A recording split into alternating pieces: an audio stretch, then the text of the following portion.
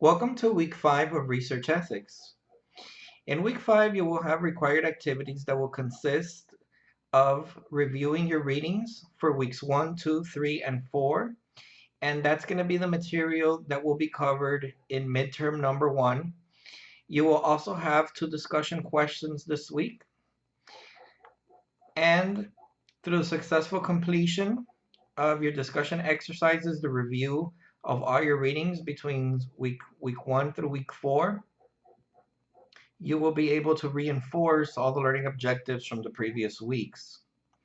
And to give you a high-level overview of the concluding points up to week 5, I will recommend that you study your profession's code and watch for common rules likely to be found in other codes and discipline-specific rules, rules not likely to be found in another code. Watch too for the ways in which both kinds of rules are justified. And remember that you're all in different professions. You can be accountants, you can be attorneys, you can be financial analysts, marketing executives, etc. In the accounting world, we look at the Internal Revenue Service Code. We look at generally accepted accounting principles, the Financial Accounting Standards Board, and so forth. And the defense of common rules will bring into focus moral truisms and values shared by all research fields, that the defense of discipline-specific rules will clarify the particular practices and special competencies of the different fields.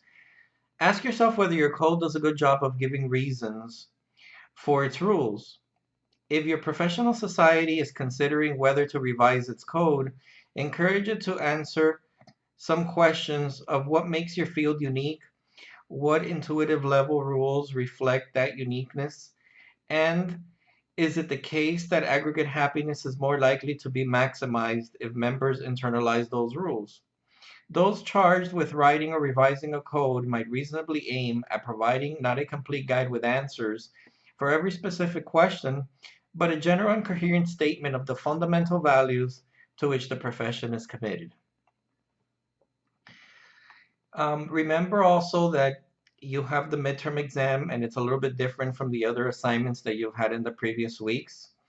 What you're going to do is I have provided specific instructions for your midterm exam, but I'll just review it here in our weekly video.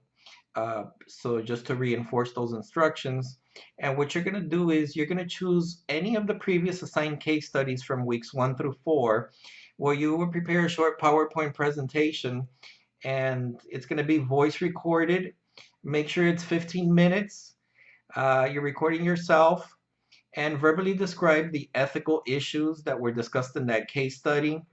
Articulate and justify any assumptions, highlight the key assumptions that were considered in those ethical issues, explain the possible cause, discuss the possible solution, which will ultimately resolve the case, and deliver your presentation to an audience of professionals that are interested in resolving ethical dilemmas through critical thinking and effective problem solving.